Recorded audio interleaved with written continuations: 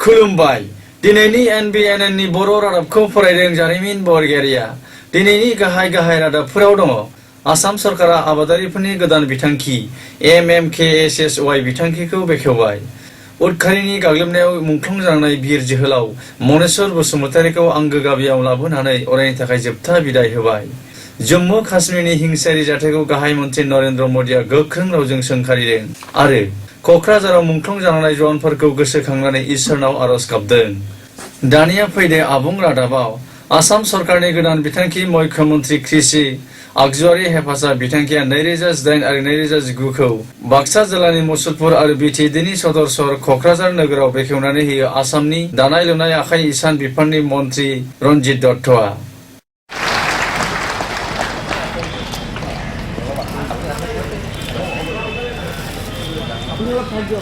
এই অনুষ্ঠিত হবলৈ গৈ আছে মুখ্যমন্ত্ৰীৰ কৃষি সহায়ক যোজনা 2018-19 কোকৰাঝাৰ জিলাৰ হিতাধিকাৰীৰ নাম তালিকা আনুষ্ঠানিকভাৱে উন্মোচন হৈ গ'ল এই তালিকাত সন্নিৱিষ্ট হৈ আছে কোকৰাঝাৰ জিলাৰ 19,027 গৰাকী হিতাধিকাৰীৰ নাম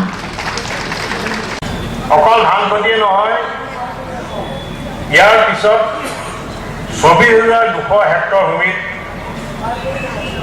ইয়াত সৰিয়হৰ খেতি কৰা আৰু ঠিক তেনেকৈ মাকৈ কৰা হয় মাটিমাহ কৰা হয় মৰাপাট কৰা হয় আলু কৰা হয় আৰু উদ্যান শস্যৰ খেতিও ইয়াত কৰা আৰু এই জিলাত যি উদ্যান শস্যৰ যি খেতি হয় এই উদ্যান শস্যৰ খেতি মই জিলাৰ আমাৰ কৃষি বিষয়াৰ তথ্যৰ পৰা মই জানিব পাৰিছো ইয়াত সৰ্বাধিক কল আৰু নেমুৰ খেতি হয় ইয়াত কলৰ খেতি কৰে আৰু নেমুৰ খেতি কৰে আৰু তাৰ লগে লগে আমাৰ কিছু লোকে এতিয়া ষ্ট্ৰবেৰী খেতি কৰিবৰ কাৰণে আৰম্ভ কৰিছে মই বাক্সা জিলাৰ এজন খেতিয়ক তেওঁ কৈছে মই 4 কঠা মাটিত মই ষ্ট্ৰবেৰী খেতি কৰিছোঁ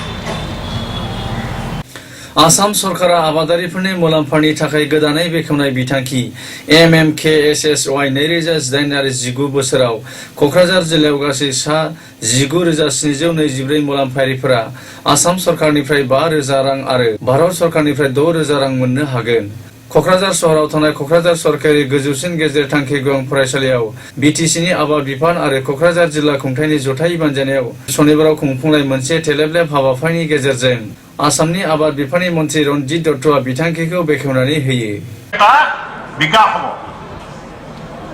এইখিনি খেতিয়কক যদি আমি কিছু যদি আমি সাহায্য দিব পাৰোঁ তে গ্ৰাম্য অৰ্থনীতিত নিশ্চয় বহুখিনি উন্নতি হ'ব মুখ্যমন্ত্ৰী গ্ৰাম সমিতি উন্নয়ন যোজনাত বহুত আঁচনি আছে গাঁৱৰ কাৰণে সেইবিলাক মই ইয়াত ক'বলৈ বহুত সময় লাগিব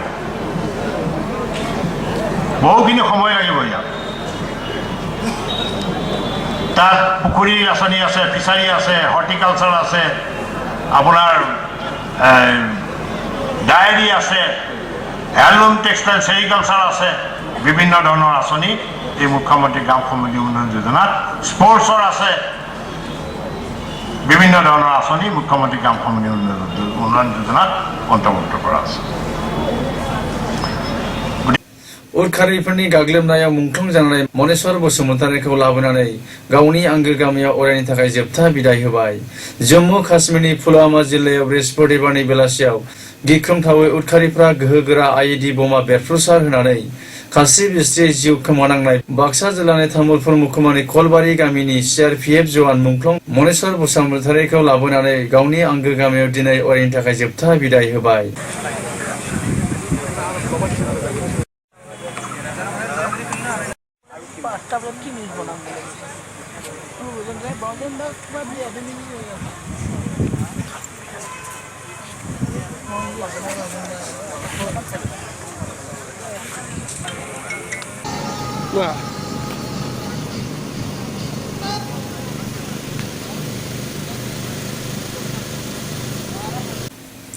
उदखारि हानजानि गाग्लोबनायाव हादोरनि सा 44 CRPF जवानफोरजों लोगोसे बाक्सा जिल्लानि तामुलपुर मुखुमानि खलबारि गामिनि आगोमा बर' फिसा मनेस्वर बसुमतारियाबो थांनाय बृहस्पतिबाराव खास्रि बिस्रियै उदखारिफोरनि बुलि जानांदोंमोन।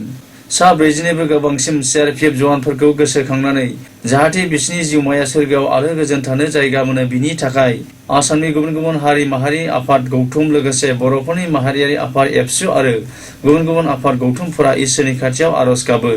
थैरा मुंख्लं जानो गोनां जादों। बिथांमोननि गोजोन जिउमानि थाखाय, गोजोन आत्मानि थाखाय आरो बिथांमोननि न'खरनिसिम जोङो दुलाराय बर' फरायसा आफादा जोङो दुखु मोननायखौ फोरमायदों।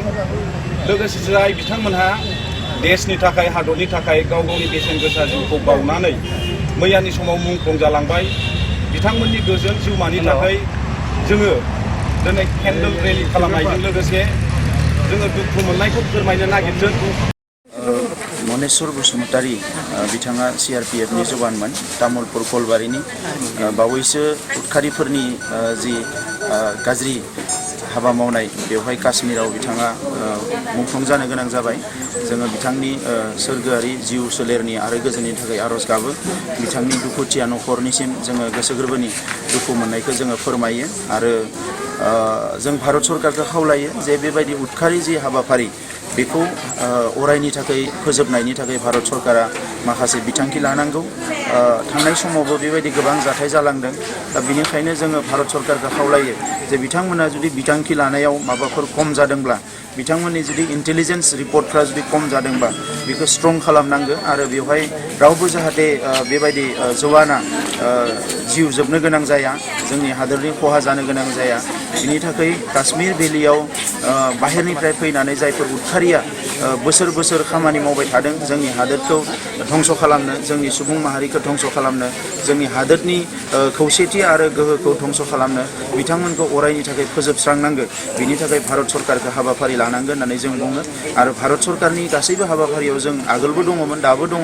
भारत सरकारनि इन्टारनेल आरो एक्सटार्नेल सिकिउरिटिनि थाखाय जिफोर हाबाफारि बेखौ गोख्रोङै मावलांनो थाखाय जोङो भारतनि प्राइम मिनिस्टार बिथांखौ खावलायो।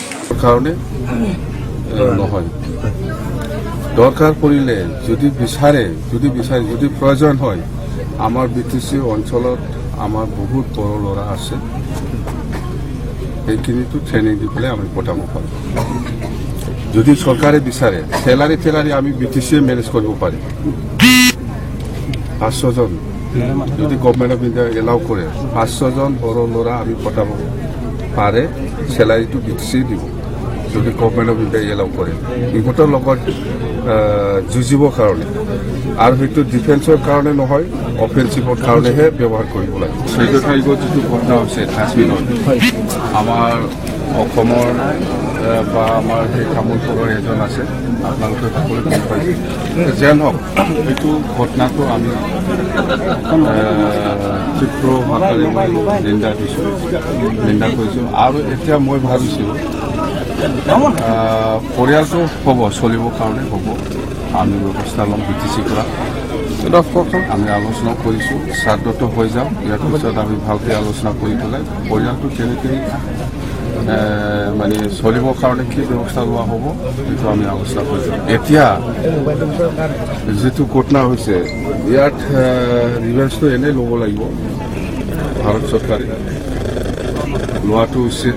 কিন্তু মই ভাবোঁ এনেকুৱা ডিফেন্সিভত নহয় পেলাই ইণ্ডিয়ান আৰ্মিক অফেন্সিভ কৰিবৰ কাৰণে ভাৰত চৰকাৰে অনুমোদন দিব লাগে, তেতিয়াহে হ'ব। নহ'লে ডিফেন্সিভ কৰি থাকিলে আমাৰ দেশৰ কাৰণে লছ হ'ব। এতিয়া অফেন্সিভত যাব লাগিব আমাৰ ইণ্ডিয়ান আৰ্মি, তাৰমানে চৰকাৰে সেইটো এলাউ কৰিব লাগে। তেতিয়া নিশ্চয় কাশ্মীৰত যিখিনি এক্সিবিটবিলাক আছে তেতিয়াহে আউট কৰিব পাৰিব। নহ'লে এনেকুৱা ডিফেন্সিভত একো লাভ নাই, অফেন্সিভ হ'ব নালাগে, অফেন্সিভ কৰিব। যুদ্ধ মানে সেইটোৱেই, এনেকুৱা ডিফেন্সিভ কৰি থাকিলে আমাৰ কাৰণে BTC কৰাটো আমি কৰিমেই। এতিয়া আমি চাই আছোঁ ভাৰত চৰকাৰ বা অসম চৰকাৰৰ পৰা কিবা কৰে নেকি। हादोरनि गाहाय मन्थ्रि नरेन्द्र मोदीआ जम्मु काश्मीरनि पुलवामा जिल्लायाव उदखारिफोरा बमा बेरफ्रुसार होनाय जाथायखौ निन्दा खालामनानै शुक्रबाराव गोख्रों रावजों सोंखारियो। उरखारिफोरनि हानजाया CRPFनि सा 40निबो गोबांसिन जवानफोरखौ खासि बिस्रि आइएडि बेरफ्रुसार होनानै गोरोन्थि खालामबाय। दायनिगिरिया बिनि खहा जानायखौ गासैबो रुजुना लानांगौ आरो हमनांगौ होननानै जाथायजों लोब्बा थानाय दायनिगिरि पाकिस्ताननि उरखारि हानजा जैश-ई-मोहम्मद उरखारि हानजाखौ गोख्रों रावजों सोंखारियो। हमारी एजेंसियों तक पहुंचाएंगे ताकि आतंक को कुचलने में हमारी लड़ाई और तेज हो सके। मैं आतंकी संगठनों को और उनके सरपरस्तों को कहना चाहता हूं कि वे बहुत बड़ी गलती कर चुके हैं। क'क्राझार सहरनि बागानसालियाव थानाय बाथौ थानसालियाव थांनाय बृहस्पतिबाराव जम्मु काश्मीरनि पुलवामा जिल्लायाव CRPF जवानफोरा जिउ खोमानांनाय जाथायखौ निन्दा खालामनानै बिसोरनि जिउमाया जाहाथे सोरगोआव आलो गोजोन थानो जायगा मोनो बिनि थाखाय इसोरनाव आरज गाबो।